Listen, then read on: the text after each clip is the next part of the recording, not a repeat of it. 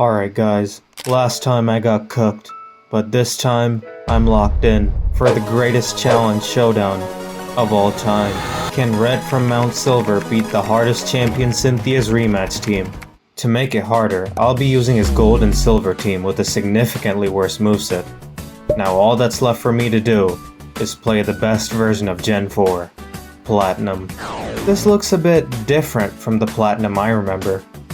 Oh well, close enough. Alright guys, I did a bit of off-screen grinding, and now I'm at the Elite 4, where I'm stopped by this bozo, my rival. So I just let out Blastoise against him and I have Drizzle for some reason. I think the game broke. Anyway, I used Blizzard to take out like half his team and cleaned house with Espeon and Pikachu. Now that the baby stuff is out of the way, it's time to take on the Elite 4. But before I do, I gotta lock in and prep. Not like that's cheating or anything. So apparently this guy starts off with any of these 4 Pokemon. Well, at least they're all bugs and weak to Charizard, so I just threw him out.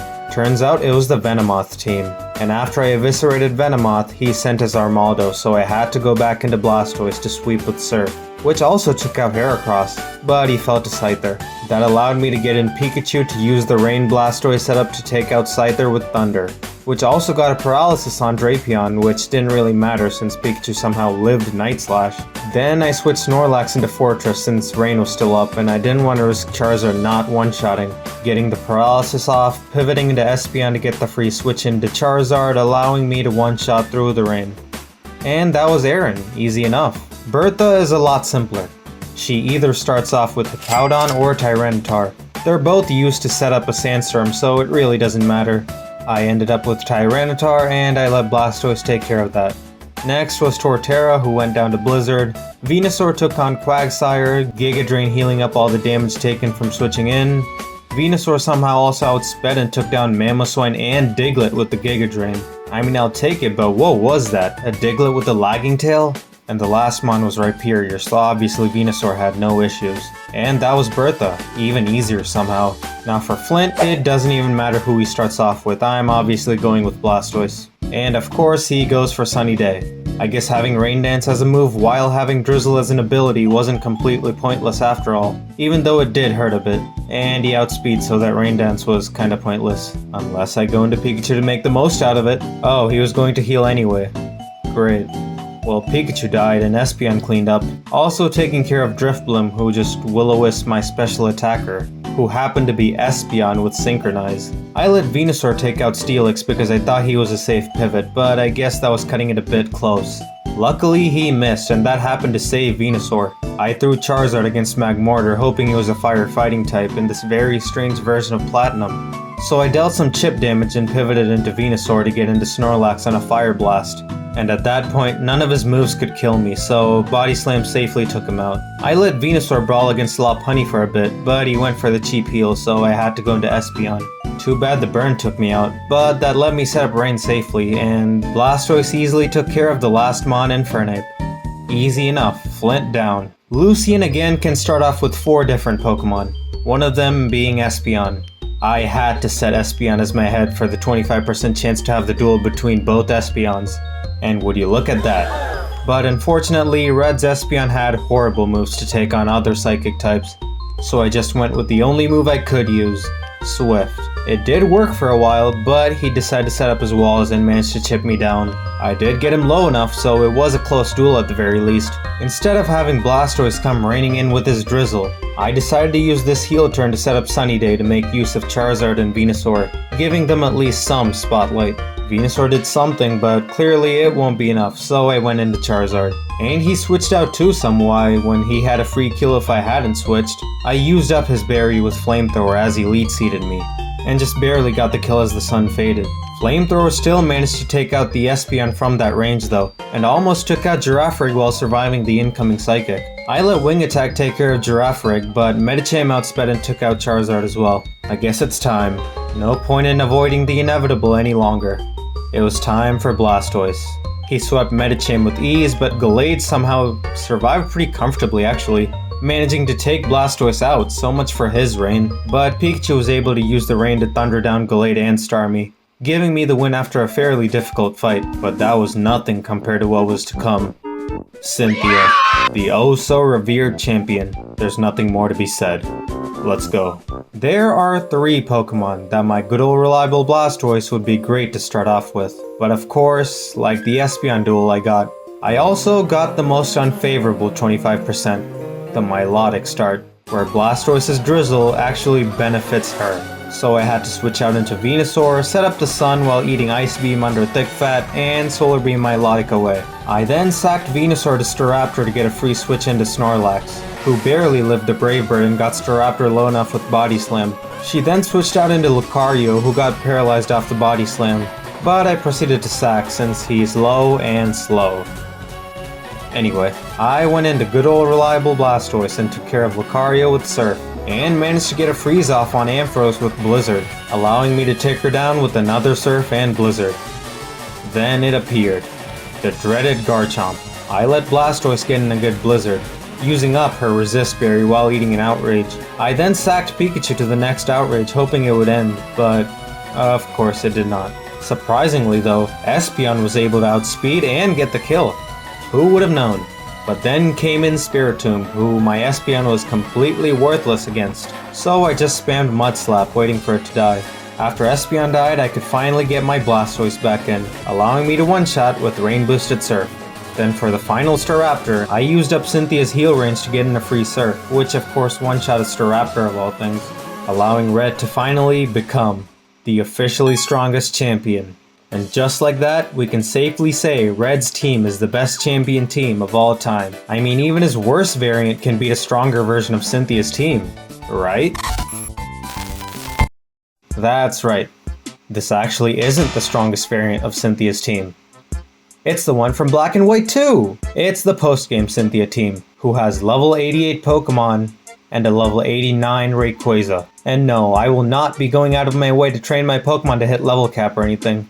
But I will have to actually unlock the Elite Four's rematch teams. To do that, I'll have to complete some Stork Mountain challenge or something like that. So let's just get through that, shall we? First, you do a double battle with your rival, which was a breeze with Surf. Then you can take on the gym leaders in any order, so I just went through with whoever I found first. Which led me to Luna for the Moon Badge. I assume this is a fairy gym? I don't know, I didn't look up the docs for these, we're going in blind. It was easy, so no point in going into detail. Next is the normal gym, for the general badge. This too was easy apart from the annoying slack off Snorlax somehow taking all the rain boosted Surfs, but still no reason to go into detail. Then for the shadow badge. Something interesting actually happened. I took out his Houndoom with Blastoise, but then kinda got cooked against Shiftry. Then I threw in Snorlax. Despite all odds and heals, he came out on top, managing to get even a paralysis on Weavile, allowing Pikachu to handle the rest no problem. Until Spiritomb, where Venusaur lived a Psychic on 1 HP, allowing Blastoise to clean up. Anyway, apart from that, it wasn't really that hard. Now for the Acid Badge, it was back to easy again. Nothing too noteworthy other than me using Sunny Day strats to abuse Toxicroak's dry skin. That was 4, and I thought it'd be kinda done like a mini post-game Elite Four, but no, there were more. And more there was. This fight was definitely the hardest of the other leaders. He always started off with Yon Kingdra, so I led in Snorlax to get a Body Slam, which landed a paralysis before falling asleep, allowing Snorlax to outspeed and take him out with Snore. Dragonite came in and took out Snorlax, so it was up to Blastoise to blizzard him down, along with Garchomp. But Salamence was a different story. He had a Focus Sash, so I couldn't just blizzard him down without doing at least some damage. And after landing 2 blizzards in a row, I wasn't quite feeling great about my chances of landing another.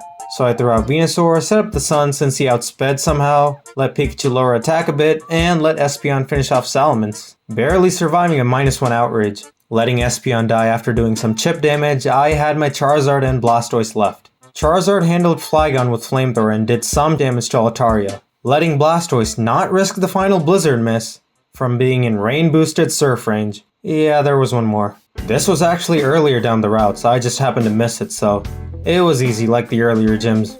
And finally, I was let in to Stork Mountain. After I beat this guy, I went in with a third of my team dead and still had no trouble, so no need to go through it. Then blah blah blah quest stuff, and finally, the upgraded Elite Four rematch team.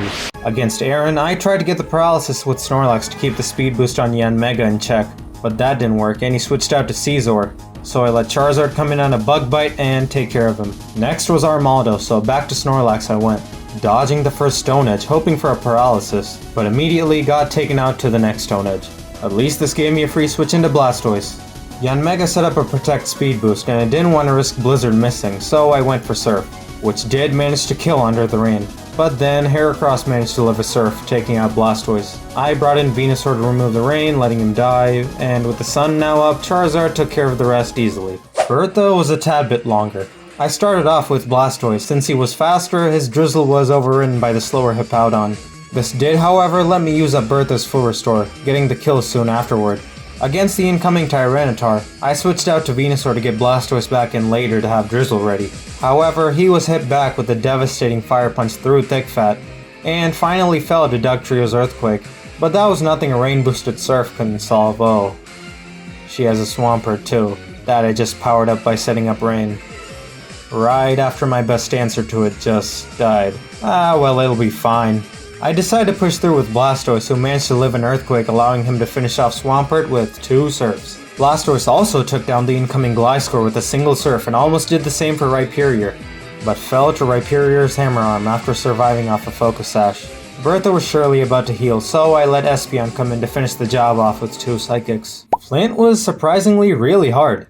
Again. His Ninetales set up Sun after my Blastoise, so anticipating a Solar Beam, I went into Charizard, and expecting a Fire move, I went into Blastoise thinking it would be a free switch in, but he got hit with a Moonblast, taking quite some damage. After that, I just used Surf to take care of Ninetales, but for the incoming Houndoom, I just realized that my Surf PP was running quite low, so to conserve it, I went with Whirlpool, but that obviously wasn't nearly enough, and Houndoom managed to take out my ace against Flint. I could still make the most out of the rain, so I sent in Pikachu to rain some thunders down, taking out Houndoom and dealing a fair bit of splash damage to Rapidash, letting Espeon finish it off. Then came in Moltres, throwing out a Solar Beam since the rain probably hindered its other moves. Doing about a third of my health, Espeon managed to take it out with 2 Psychics again. The incoming Infernape was a one-shot, and Magmortar was taken down to half health, letting Snorlax finish the job with, oh wait, he still has the heal, and I'm burned now. I tried to get the paralysis before finally falling, but that didn't happen. I couldn't really use Charizard under the rain, so I went into Venusaur to first set up Sunny Day, allowing me to get in a nice Solar Beam to do some chip damage before finally falling. And then Charizard cleaned house with a sun-boosted Flamethrower. Lucian. Charizard managed to take out mine before it set up Light Screen, as most of my team are special attackers. That brought in Latios, which forced me to sacrifice Pikachu, as I doubt anyone else would have been able to survive and retaliate. And if I'm sacrificing anyone, it's going to be Pikachu. I then went into Snorlax to, again, get a paralysis off, which did in fact work this time. I stayed in with Snorlax getting more body slams off as Draco Meteor didn't really do much damage, and paralysis RNG was on my side, so all that damage done was no problem, as Rest plus Snore was able to compensate. It did, however, get Latios to heal range, and anticipating waking up, I went for Body Slam to try to paralyze again, but it did not happen. It did, however, end up struggling, meaning it was scarfed all along and the threat was over. I went and used Rest to let Latios deal with itself. The incoming Gallade, however, mercilessly took me down with close combat. I didn't want to go into my 4 Surf PP Blastoise until things were really dire, so I let Espeon Psychic him down, which actually one-shot thanks to a crit. Against Alakazam, I barely survived a Psychic, but managed to take him down thanks to outspeeding. I also got the incoming Espeon down to half before actually going down, allowing Blastoise to clean house. Even against Metagross, he barely scraped by, allowing me to get the win. It was time. Now for the champion. The whole point of the challenge. Will Red's old team be able to take on Cynthia's strongest, or will he have to upgrade in order to win? It was time to find out. With the PP constraints, I wanted no room for error, so I used all the rare candy I had to get my team up to Cynthia's level cap, 89. I started off with Charizard, taking down Spiritomb with 2 Flamethrowers as it set up a Calm Mind. And again, to the incoming Garchomp, I sacked Espeon to get a safe pivot into Blastoise, who managed to Blizzard Garchomp down by dodging the Stone Edge, taking no damage while destroying Garchomp. I let Snorlax back in against Togekiss to try to get the paralysis off with the final Body Slam. And it worked! Since Togekiss was a special attacker, Snorlax was able to pull off some amnesias to heal everything off with Rest, while withering Togekiss down with Snore, using up Roost PP at the very least if all else fails. I got a bit greedy at the end, resting a bit too late unfortunately as Togekiss landed a crit Air Slash, but I was tired of PP stalling anyway.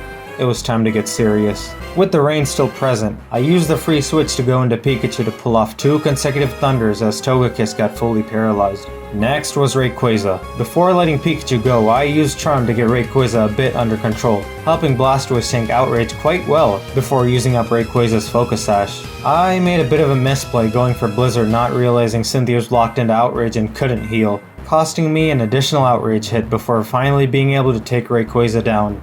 Surf washed up Lucario with ease and landed some chip damage on Milotic before finally going down. Milotic tried its best using Attract on my Venusaur, but Venusaur heeded no mind, pulling off a Masterclass Sunny Day Solar Beam to finally put an end to the challenge. So it looks like we can finally conclusively say Cynthia is a fraud, and Red is the undisputed greatest champion of all time. Easy, didn't even need his full power.